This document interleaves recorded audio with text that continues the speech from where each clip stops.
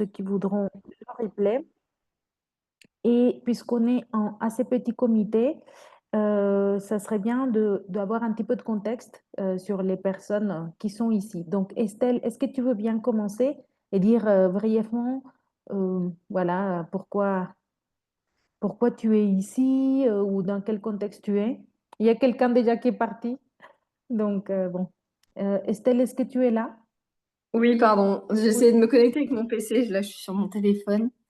Attendez, je finis juste de me connecter pour ne pas être en double. Euh, Est-ce que... Hop. Désolée. Normalement, c'est en train de loader. Ouais, je peux commencer là, sinon. Ah, bah. Recording in progress. Ça y est, t'es un double. Ok, c'est bon. Oui, bonjour à tous. Alors simplement, moi, je reviens de congé maternité. Enfin, c'était fin d'année dernière. Et voilà, j'ai trouvé le sujet intéressant parce qu'il correspondait un peu à la période, à ma position actuelle, où en fait, je suis en train d'essayer de réfléchir à ce que je veux faire par la suite. Donc, je trouvais que simplement intéressant par curiosité de savoir ce qui pouvait se dire dans ce genre de webinaire et si ça pouvait évoquer des choses personnellement dans ma recherche de prochaines opportunités professionnelles. Excellent, Estelle. Oui, tu es au bon endroit et puisque tu viens de revenir des congés maternité, effectivement, c'est pertinent. Léa, est-ce que tu es là? Merci, Estelle. C'est bien, merci. Léa, est-ce que tu es là? Léa Sigo, IUT de Nancy. Bon, oui, c'est bon. Oui, oui, bonjour. Bonjour, Léa. Euh, alors, je me suis un peu échappée pendant les tours précédents. Bah, moi, ça a interpellé mon attention, cette présentation. J'ai un petit garçon qui a 2 ans et demi et ça a un peu changé mon rythme et mes habitudes de travail. Donc, voilà, j'avais envie de savoir ce qui se partageait à ce sujet. Excellent, très bien. Bienvenue, merci Léa et du partage intéressant de voir l'âge des enfants, les différentes étapes. Pauline, merci Léa. Pauline, est-ce que tu es là, Pauline? Bon, oui, c'est bon. Ah, mais on ne t'entend pas. J'ai vu que tu as débloqué le micro, mais ça ne fonctionne pas. Donc, je vais passer à Elsa. Et si tu peux voir pour ton micro, ça serait super par rapport à la suite du webinaire. Ça va être intéressant de pouvoir t'écouter. Elsa, Oui, bonjour, est-ce que vous m'entendez? oui, Oui. C'est ça, moi j'ai 2 jeunes enfants. Donc je suis actuellement professeure d'université et donc j'ai des enfants de 4 ans et demi et 2 ans. Et j'avoue, je trouve ça difficile. Donc en fait, ça tombe à point cette formation. J'ai vu l'annonce puis je me suis inscrite tout de suite parce que ça m'intéresse beaucoup d'en savoir plus, voir les possibilités qu'il y aurait pour ma situation. très bien. Excellent, Elsa. Je Merci. vais avancer pour qu'on attaque justement le vif du sujet parce que le temps tourne. Adrien, je crois que c'est le seul garçon ici. Donc, pareil. Ouais, mais je suis content. Moi, je vis en Allemagne, donc c'est vrai que les papas, il y en a beaucoup et on partage 14 mois de congé maternité-paternité. Donc, j'ai commencé en avril et je reprends en septembre. Et j'ai une petite fille de 14 mois. Donc, voilà, j'ai le temps de me poser des questions. C'est vrai que ça change le rythme, ça change la vie, même si je suis pas, je suis content de mon boulot, tout ça. Mais c'est vrai que je me suis dit pourquoi pas faire ce séminaire, ça peut être intéressant. Tout à fait, pour voir les différentes alternatives quand un enfant arrive. Super, j'aimerais tellement voir vos enfants, 14 mois et 2 ans et tout. Mais bon, vous êtes là, c'est très bien. Merci beaucoup, Adrien. Et S. Remacle, je ne sais pas qui c'est. Est-ce que tu es là? S. Allô. Remacle. Oui, Je ne sais pas si vous m'entendez. oui, c'est bon. Oui, parfait. S, c'est pour Sophie. Ah, Euh, ok. alors moi, j'ai pas d'enfant et je ne suis pas enceinte, mais c'est vrai que ça fait partie des projets dans l'avenir. Mhm. Et effectivement, je me suis déjà posé la question de la reconversion à plusieurs reprises. Donc, Mhm. je me suis dit que ce webinaire pouvait répondre à mes deux questions et mes deux envies prochaines. Excellent.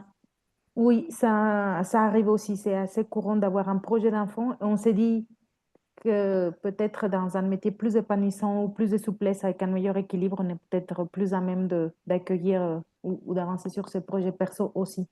Donc, Ouais, pour bienvenue, Sophie. anticiper un petit peu aussi. Excellent. Très, très bien. Et ensuite, pour Pauline, je ne sais pas si tu as réussi à régler le son. Et M. Armand. Et on finit avec M. Armand. Oui, Mais je bonjour, crois. Ah oui. Oui, bonjour. Tu t'appelles comment? Marie-Sophie. Ça a coupé, excuse-moi, je n'ai pas entendu. Marie-Sophie. Ah oui, super. Oui, Marie-Sophie. Mm. Donc, est-ce que tu peux nous dire un petit peu plus sur toi? Moi, j'ai fait l'INSA de Lyon, euh, diplômée en 2014, donc Mhm. ça va faire 11 ans. Et j'ai déjà une fille, et là, j'attends un autre enfant pour la semaine prochaine. Et, et voilà, j'ai envie de faire autre chose dans ma carrière professionnelle, peut-être retourner dans le nucléaire. Ah, intéressant, parce que tu fais ça déjà avant, c'est ça? Oui, D'accord. Bon, on va aller plus en profondeur et en personnalisé en petite salle. Donc, très brièvement, qui je suis pour parler aussi de ces sujets, comment l'arrivée d'un enfant peut enclencher un changement professionnel.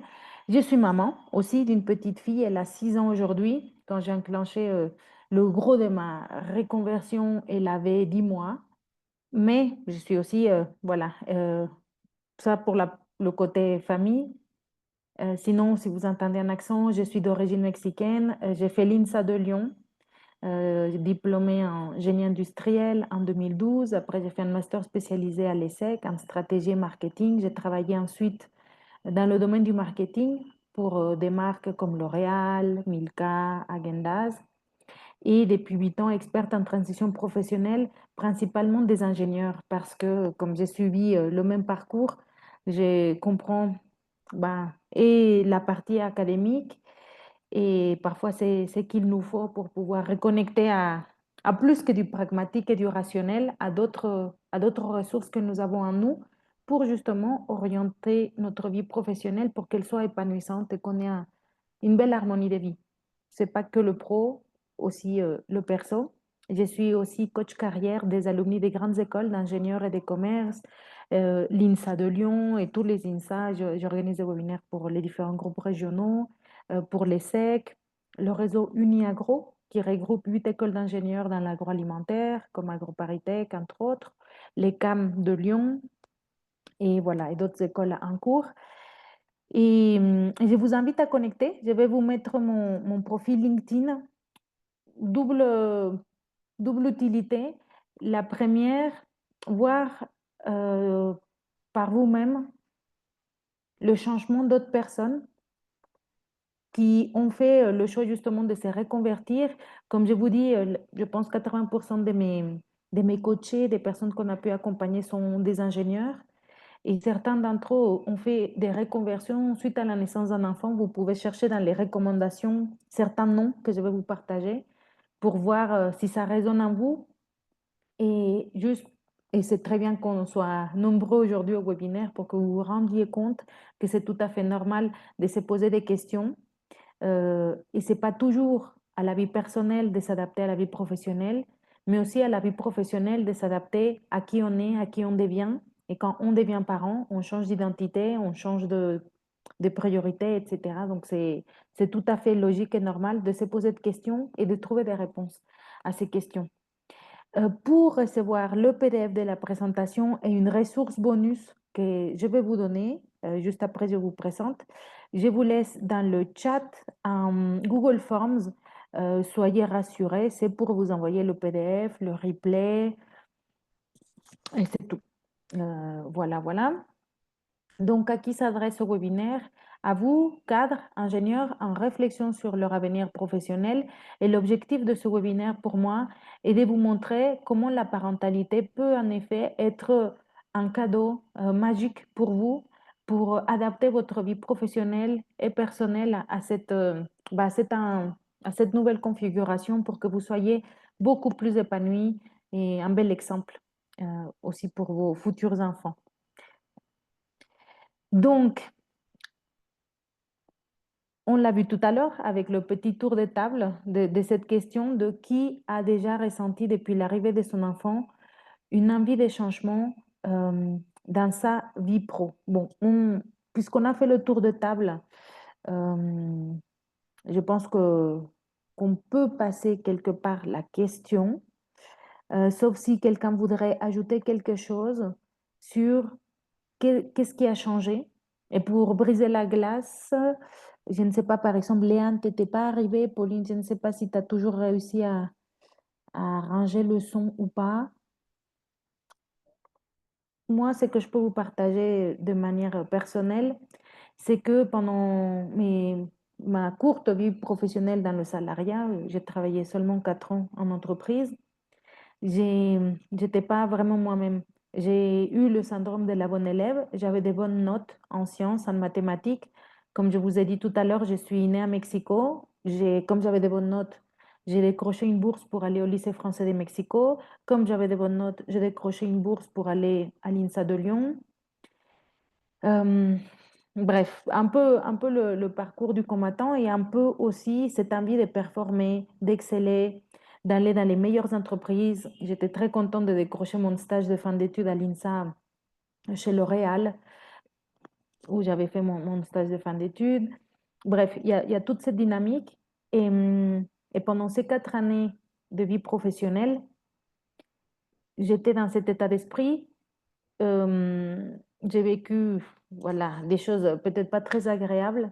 Et la naissance de ma fille, quand j'étais enceinte et quand je me suis retrouvée en train de pleurer parce qu'un PowerPoint n'allait pas et à être sous ce stress-là, je me suis dit quelque part intérieurement que si je n'avais pas eu le courage de changer ou de me poser des limites ou d'oser m'affirmer, enfin, plein de défauts que j'avais et des comportements nocifs pour moi-même, si j'avais pas eu le courage de le faire pour moi, là, c'était hors des questions de faire une fausse couche, par exemple, ou de perdre mon enfant, ou même cette culpabilité qu'on a parce qu'on sait que les émotions de la mère sont transmises à l'enfant. Donc, moi, en train de pleurer au travail enceinte, c'était pour moi la goutte qui a fait déborder le vase. Donc, oui, j'ai ressenti que l'arrivée de ma fille a créé cette envie de changement.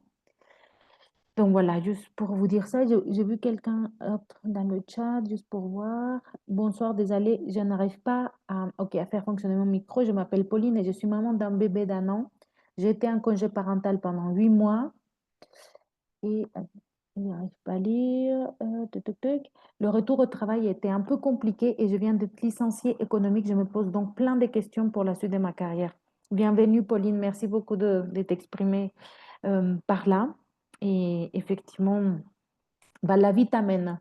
Avec le licenciement, l'arrivée de ton enfant, à te poser ces questions, c'est une très belle chose. Très bien. Maintenant, la parentalité, comme on a dit tout à l'heure, est un déclencheur naturel de reconversion. Il y a un changement de priorité qui s'est fait naturellement, une quête d'alignement, l'envie d'être cohérent, d'être intègre entre nos valeurs et ce qu'on fait, ce qu'on veut aussi prôner comme exemple à nos enfants, des nouveaux besoins, de souplesse d'horaire, de flexibilité ou d'autonomie, d'équilibre, et aussi des questions existentielles, une remise en question existentielle de comment contribuer aux autres potentiellement. Maintenant, parce je suis pragmatique aussi, hein, que dit la recherche là-dessus? Est-ce qu'il y a vraiment un changement quand on devient parent? Enfin, pourquoi c'est un déclencheur naturel à la reconversion ou au changement professionnel? D'un point de vue neurologique, il est prouvé, il y a une étude qui a été parue dans Nature Neurosciences en 2016 qui montre que le cerveau subit véritablement des modifications, surtout dans les zones liées à l'empathie, la priorisation et la prise de décision à long terme. Donc, véritablement, notre cerveau se transforme avec la maternité, surtout dans ces zones-là. Donc, on n'est pas fou, il y a quelque chose qui se passe au niveau de notre cerveau. Dans la psychologie sociale, il y a des recherches qui ont également été menées qui disent que la parentalité entraîne un repositionnement identitaire. Qui suis-je maintenant que je suis aussi parent? D'un point de vue valeur, il y a un rapport du Meaning and Work Institute qui dit que 61% des parents disent que la naissance de leur enfant les a amenés à reconsidérer le sens de leur travail et 38% envisagent une reconversion dans les 2 années suivant une naissance. Et si ce n'est pas la première naissance, les naissances qui arrivent par la suite renforcent ça. Si ce n'est pas la première, c'est la deuxième ou la troisième, etc. Et puis, il y a le Life Course Research qui dit également que la naissance d'un enfant entraîne un réalignement des priorités. La carrière devient moins centrale au profit des relations, du bien-être et de la contribution. Donc voilà par rapport à ce que dit la recherche. Maintenant, des cas très pratiques, des personnes qui existent que vous pouvez justement retrouver sur LinkedIn dans les recommandations, des personnes que je peux accompagner qui ont fait le choix d'un changement dans leur mode de travail du fait de leur parentalité. Le premier cas, il est très parlant. Alexis, il est, euh, il est ingénieur hygiène, qualité, sécurité, environnement. Il avait une charge de travail folle. Je me rappelle que quand il a commencé le programme avec moi, il dure 10 semaines mon programme, pour info. Il m'avait dit, est-ce qu'on ne peut pas faire ça en 4 semaines? Je ne tiens plus. Je ne tiens pas 10 semaines, je tiens 4 semaines. Bon, finalement, il a fait le programme tout complet. Et lui, il a décidé de garder son corps de métier parce que son métier lui plaisait. Le problème, c'était le manque de souplesse dans les horaires, la charge de travail qui lui empêchait d'être présent pour son enfant, qui avait 2 ans à l'époque. Et il est devenu freelance. Donc, il est, comme il écrit dans son profil tout en haut, préventeur externalisé, santé et sécurité au travail. Axel Vanier, il est papa de 3 filles. Il a fait 2 burn-out et il a été, après 20 ans dans l'automobile, il a décidé et aussi après le décès de son père, de vraiment faire le point sur sa vie professionnelle et personnelle pour se reconvertir, devenir photographe. Donc lui, il a fait un changement plutôt radical d'ingénieur dans l'automobile à photographe. Et en bas à gauche, Justine, c'était à la naissance de sa deuxième fille qu'elle a décidé d'arrêter son contrat. Elle a négocié une rupture conventionnelle. Elle était ingénieure mécanique pour s'adonner à sa passion qui est la cuisine. Visiter son profil sur Instagram, elle est vers Le Mans. Et si mes souvenirs sont bons. Et pour elle aussi, c'était le déclencheur, l'arrivée du deuxième enfant. Et pour Camille, elle est ingénieure génie civil environnement. Et c'est pareil, après la naissance de son premier enfant, qu'elle a voulu redonner du sens à sa carrière. Elle est restée dans le génie civil, mais elle est devenue plus engagée en créant Simelo, monument funéraire éco-responsable. Elle travaille aujourd'hui avec des collectivités territoriales, etc. Donc, juste pour vous donner quelques exemples, euh, de ce qui est possible. Ça peut être des petits changements d'entreprise, des secteurs ou de mode de travail, du freelancing, des reconversions complètes. Bref, tout est possible, mais quelques exemples pratiques. Maintenant, nous allons passer à l'exercice, le premier qui s'appelle les nouvelles limites. Donc, vous allez faire une colonne, 2 colonnes plutôt. À gauche, ce que je tolérais avant et à droite, ce qui est désormais non négociable. La question c'est, qu'est-ce que tu as toléré auparavant que tu ne tolères plus depuis que tu es parent ou que tu ne veux plus tolérer? Dans ton cas, Sophie, il me semble, euh, dans le cas de devenir parent. Donc à gauche, qu'est-ce que je tolérais avant? Peut-être des horaires abusifs ou un sens flou, des réunions inutiles. Et qu'est-ce qui est aujourd'hui désormais non négociable, beaucoup plus prioritaire, équilibre, autonomie, temps de qualité, etc. Donc je vous laisse quelques petits instants pour noter ça. Bienvenue Tatiana aussi. Je te vois. Et on va passer ensuite aux échanges.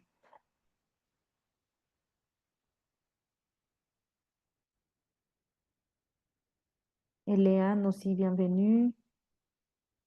Donc, je vous invite à prendre votre feuille, votre stylo et faire l'exercice parce que nous allons travailler ensuite en petit groupe.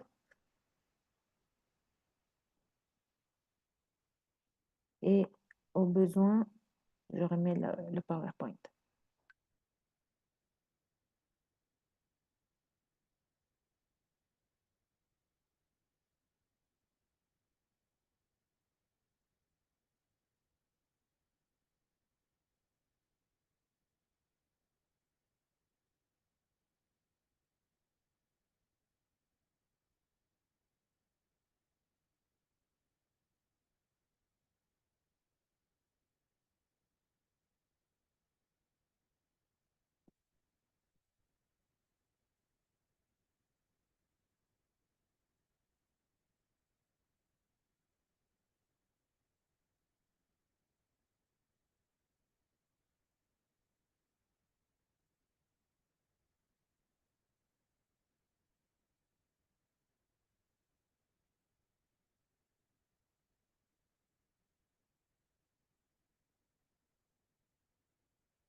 Encore une 30 petites secondes.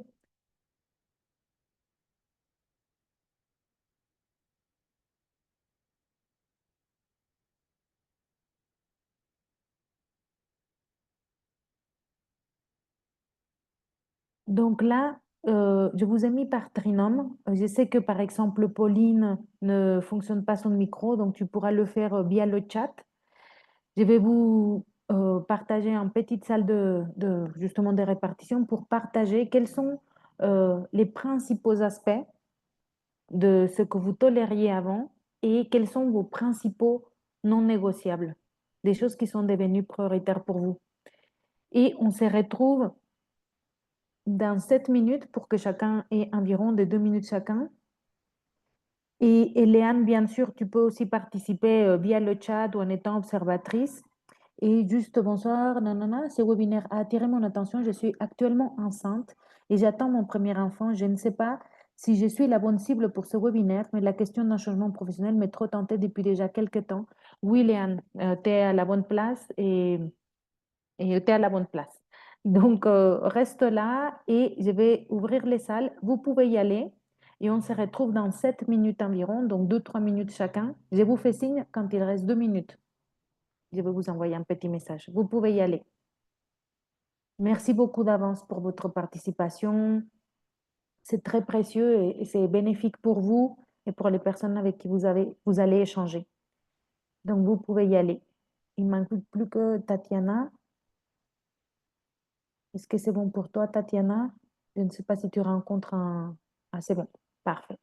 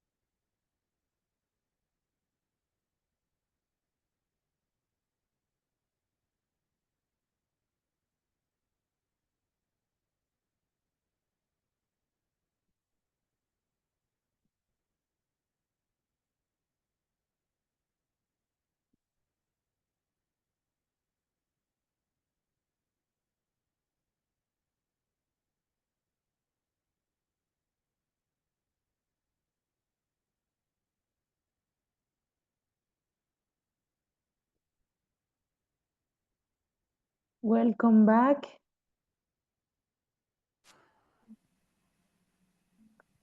Donc, je vais prendre un petit peu un porte-parole par trinôme. Estelle, qu'est-ce qui t'a frappé un petit peu de cet échange? Un peu les pépites que tu retires pour toi.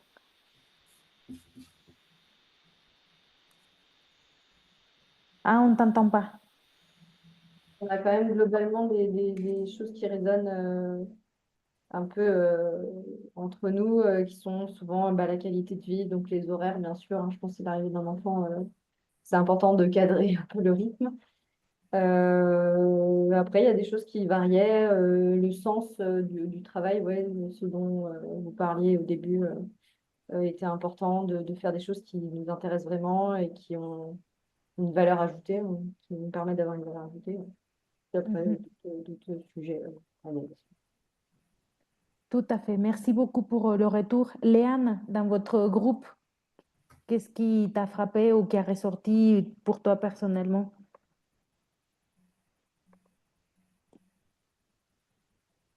Si tu peux le taper dans le chat et je fais de même. Oui, parler des horaires de travail principalement, du sens de nos actions. Oui, ça recoupe un petit peu avec ce que tu disais, Estelle. Je continue de te lire, Léane. Je vais donner la parole aussi à Elsa, qui était dans l'autre groupe. Voilà, très bien.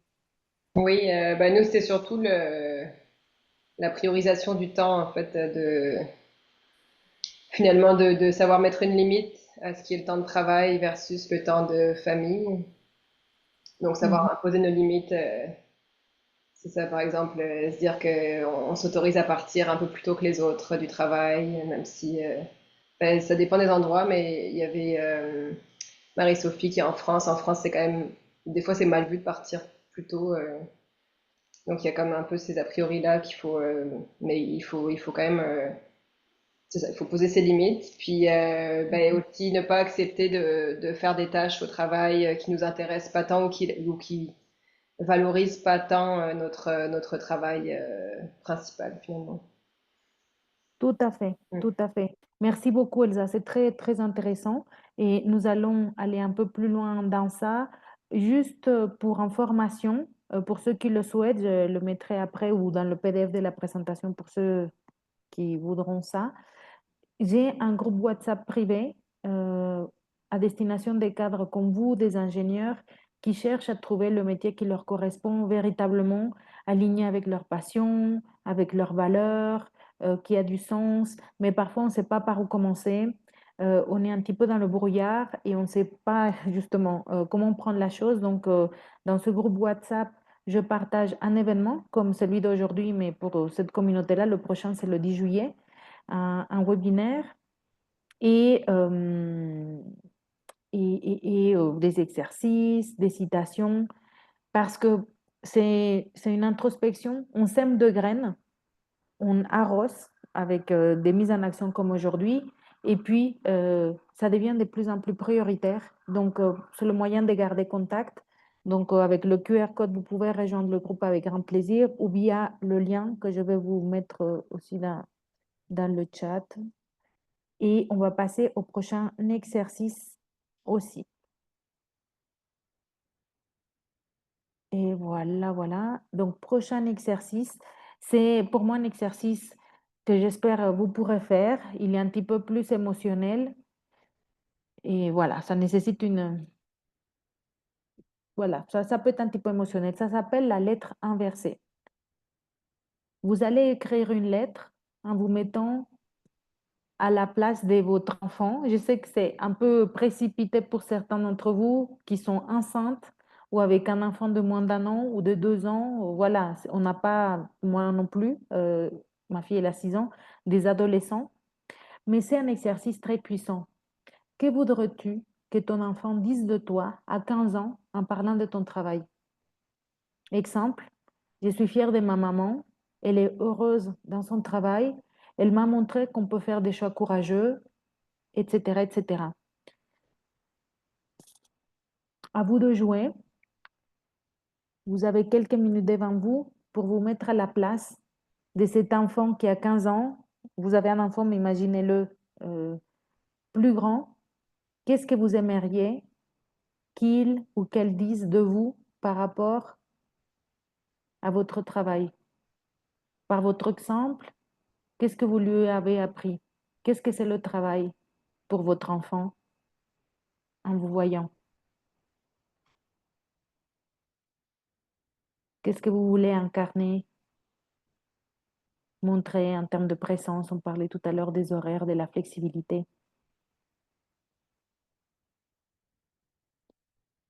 C'est parti, quelques minutes.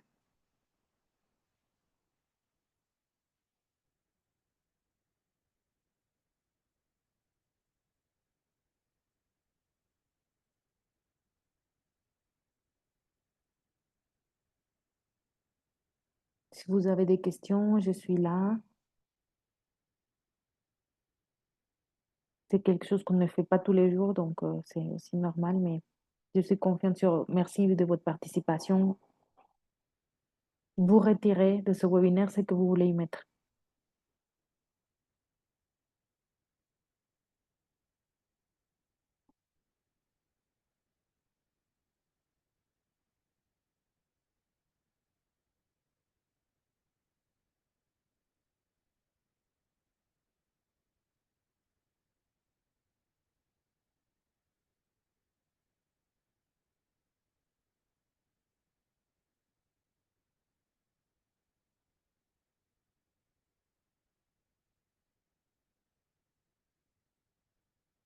Si vous avez, si vous pensez avoir terminé, je vous invite à approfondir en pensant aux autres domaines de vie, à ce qu'on a dit tout à l'heure, sur le sens, peut-être sur la rémunération,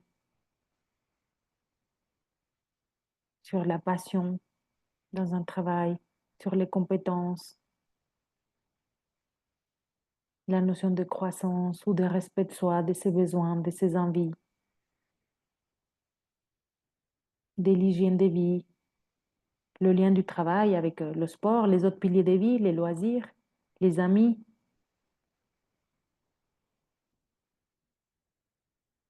les relations sociales, le bien-être physique, mental, émotionnel.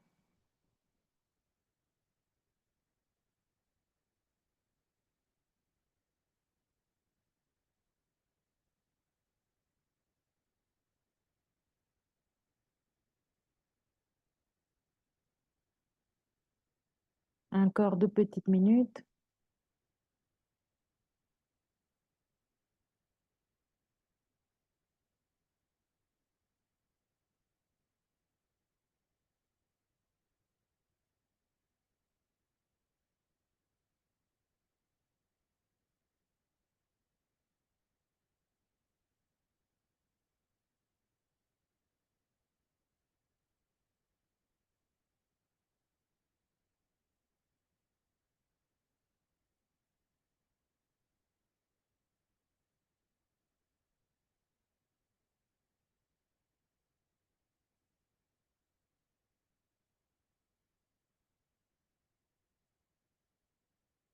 Nous allons repartir en salle de répartition.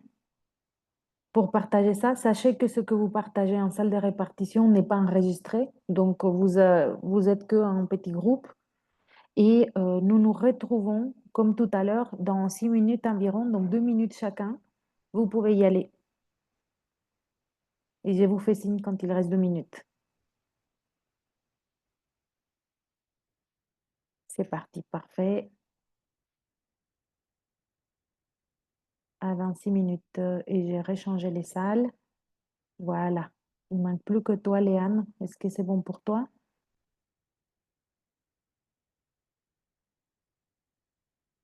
Voilà.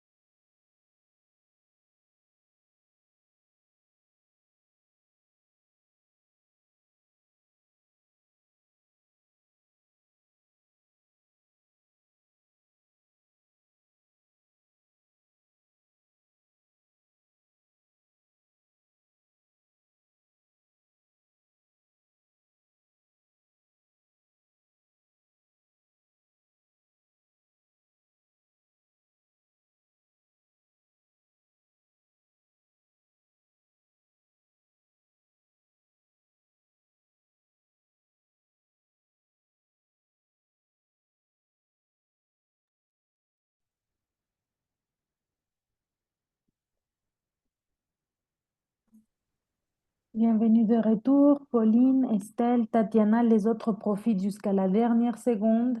Ça papote un petit peu et ils seront de retour dans 6 secondes. Côté timing, ça allait? Très bien.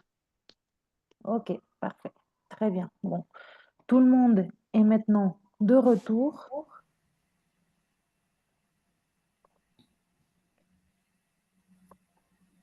Et petit tour maintenant, Adrien. Qu'est-ce qui t'a frappé dans ta lettre ou dans celle des autres? Il y a quelque chose que tu as pu identifier? Adrien, es-tu là? Adrien, il donne le bain à son enfant. Je pense qu'il va y avoir du mal à répondre. On était avec lui. Ah, d'accord. Bon, Elsa, qu'est-ce que tu peux... Ouais, ben, on est parti sur une discussion là sur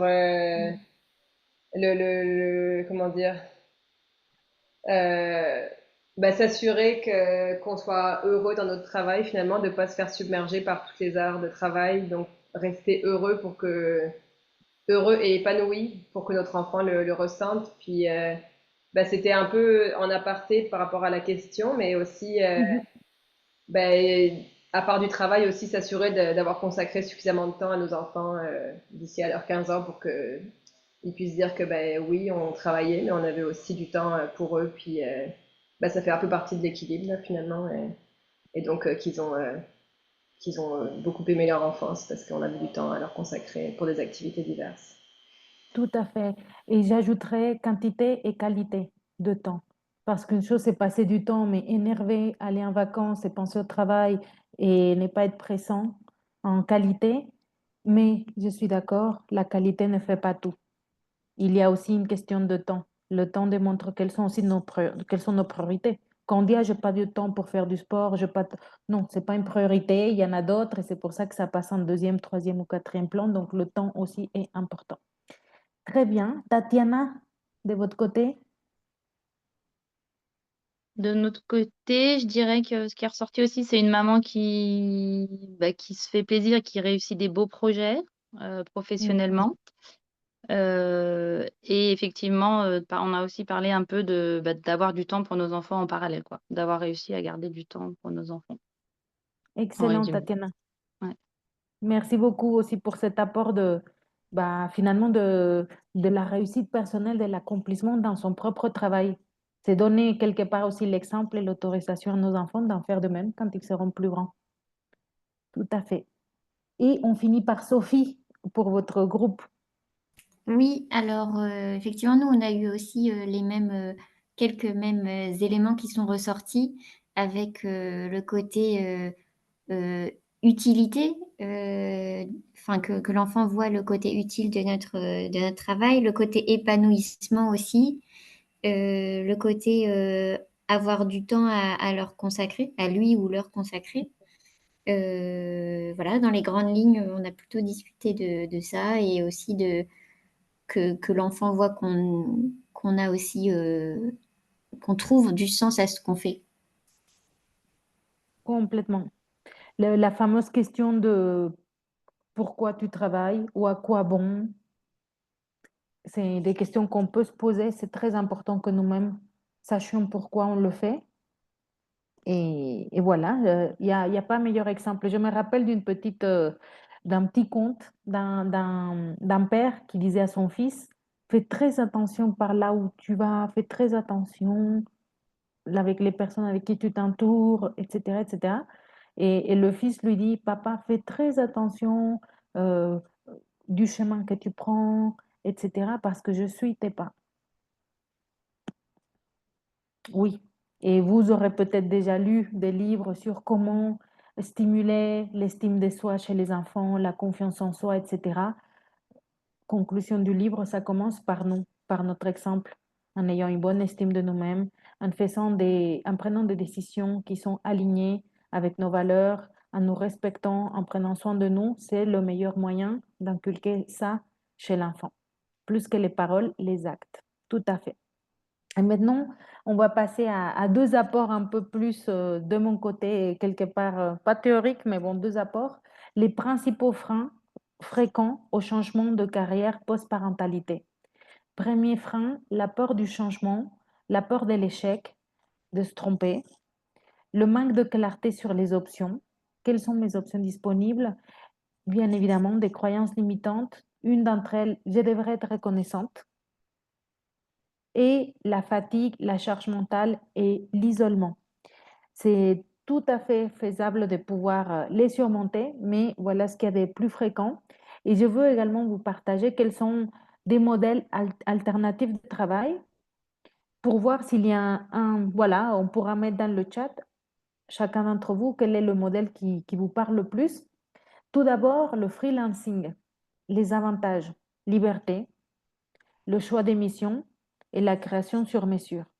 Les inconvénients, plutôt que l'insécurité, l'instabilité financière, la gestion seule et potentiellement la pression de résultats. Le temps partiel, les avantages, l'équilibre, un petit peu moins de charges en fonction du temps partiel que vous négociez, les inconvénients, moins de revenus, peut-être moins de reconnaissance, portage salarial, la protection sociale et moins de paperasse administratif. Les inconvénients, le coût, souvent quand on est en portage salarial, une partie de nos revenus sont reversés à l'entreprise qui est en portage et moins adaptés à certains métiers. Et enfin, l'entrepreneuriat, les avantages, le sens, l'impact, la liberté et la motivation. Les inconvénients, les risques financiers, ou plutôt que les risques, je dirais peut-être une instabilité, un peu comme pour le freelancing, solitude possible. Voilà, après, on peut avoir une équipe, on a des clients, etc. Mais bon, c'est notre projet. Et une potentielle charge mentale. Est-ce que dans le chat, quelque chose comme ça vous interpelle? Personnellement, j'ai fait le choix de l'entrepreneuriat. Je suis passée du salariat vers l'entrepreneuriat, pas parce que je suis devenue maman, mais en partie. Et je peux vous dire que je goûte et que je savoure, vous ne savez pas à quel point, ce nouveau statut. Je me rappelle quand ma fille était à la crèche, on m'appelait pour me dire, Madame, il était 10 heures du matin, venez parce que votre fille a fait pipi et on n'a pas des baskets, des chaussures à lui mettre. C'est tout bête, hein. Qu'est-ce que j'étais heureuse de pouvoir dire oui, j'arrive.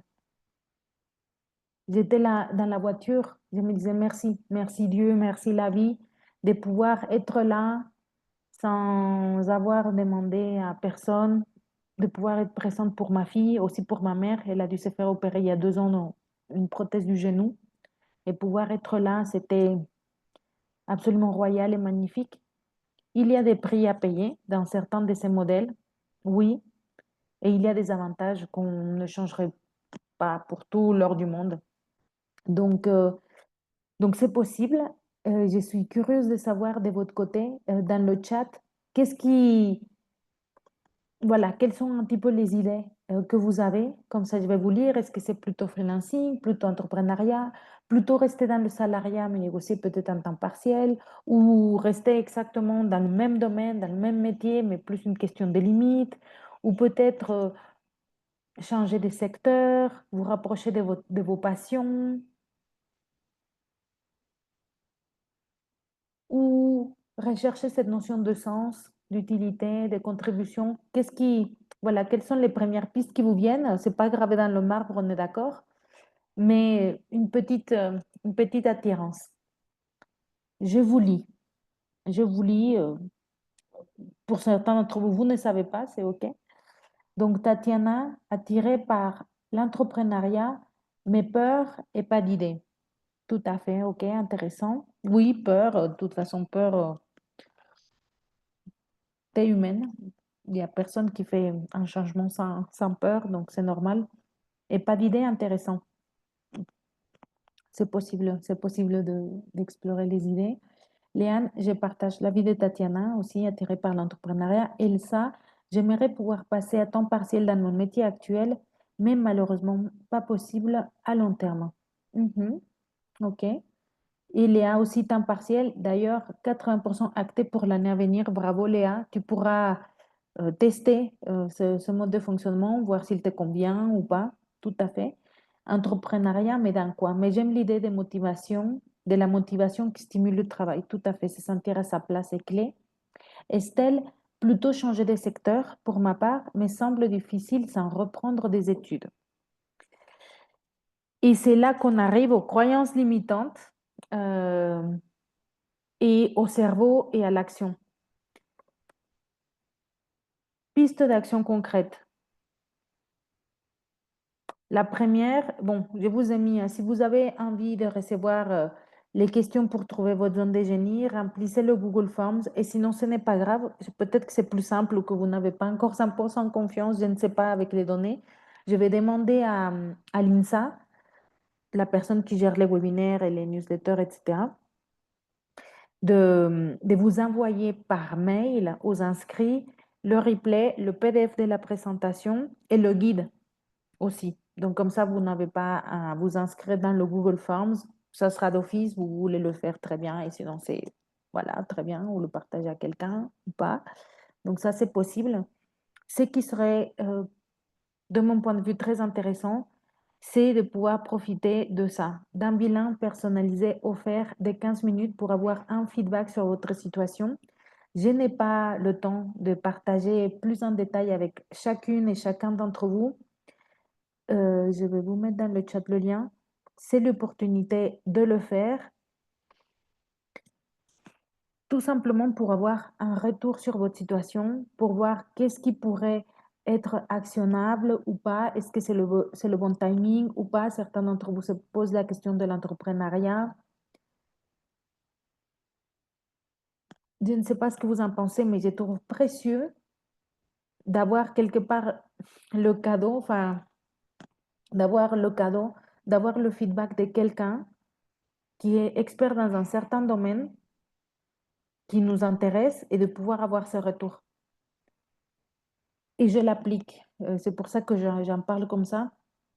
J'adore la bachata. Bon, je suis mexicaine, danse latine et tout. Je ne sais pas si c'est lié, mais j'adore. J'adore. Vous ne savez pas à quel point j'adore la bachata. Et ce week-end, j'étais challengée. Je suis allée à une nouvelle école de bachata. Il y a 4 niveaux. Le quatrième, c'est le meilleur. Et comme ça fait 2 ans que je m'entraîne pas mal, je me suis lancée pour aller dans le 4e niveau.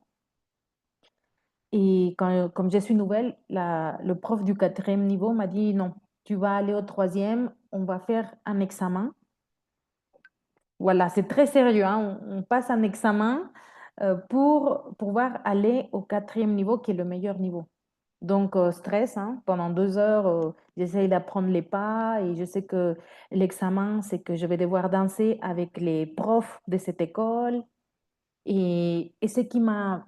Ah, et à la fin du cours, du 3e niveau, le patron, le chef de cette école-là, dit aux personnes du 3e niveau qui veut aller au 4e niveau, qui se sent prêt pour passer au 4e niveau. On était une trentaine de personnes, seulement 3 femmes ont levé la main, dont moi, et 5 garçons. Ce qui m'a convaincue, c'est qu'il a dit, les personnes qui veulent passer au 4e niveau vont pouvoir danser avec les profs de l'école et vous aurez le feedback de chacun des profs. À ce moment-là, j'étais convaincue. Je me suis dit, au pire, je passe pas au 4e niveau et j'apprendrai, il y aura des ateliers justement pour m'améliorer et passer au 4e. Mais quelle chance de pouvoir danser avec les profs de cette école et avoir un feedback personnalisé. À cette école, il y a franchement une centaine, 150 élèves. Donc, c'était une chance. Je vous raconte ça pour vous dire que s'il y a quelque chose qui vous intéresse, je trouve que c'est vraiment une chance de pouvoir expérimenter ça. Parenthèse fermée, très, très personnelle, mais voilà. Donc, le lien du Google Form, oui, avec plaisir, je le partage. Laissez-moi le trouver, il est là. Parfait, je le mets dans le chat. Et j'espère pouvoir discuter avec vous prochainement via le Calendly. Si vous n'avez pas de créneau, parce qu'en fait, c'est ouvert seulement pour les prochains jours, je crois la semaine prochaine uniquement, et que vous voulez un rendez-vous un petit peu plus tard, je vous mets mon mail Et vous pouvez m'écrire par mail pour me proposer un créneau. Je sais que certains d'entre vous prennent des vacances ou aimeraient un point un petit peu plus tard dans le mois. C'est faisable. Donc, il faut juste que je puisse le savoir. Et petit tour de table, on a fini. Elsa, mot de la fin de ton côté, avec quoi tu repars? Euh, Bonne question. Ça va être, je vais essayer de faire un petit wrap-up rapide comme ça. Vraiment, il faut comme prendre le temps je pense, d'écrire nos limites, puis vraiment de les mettre à l'œuvre parce qu'on se fait vite manger, entre guillemets, par notre travail. Donc, je pense, c'est pour ça que je me suis inscrite à cette formation-là, c'est pour essayer de vraiment poser mes limites, puis les appliquer pour de vrai plutôt que de continuer à me laisser submerger par mon travail. Très bien, Elsa. Ben, avec plaisir aussi pour échanger un peu plus tard au besoin, pour voir le niveau de profondeur à donner au changement potentiel. Tatiana, je prends juste quelques personnes comme ça. Tatiana, de ton côté. Je remets le son.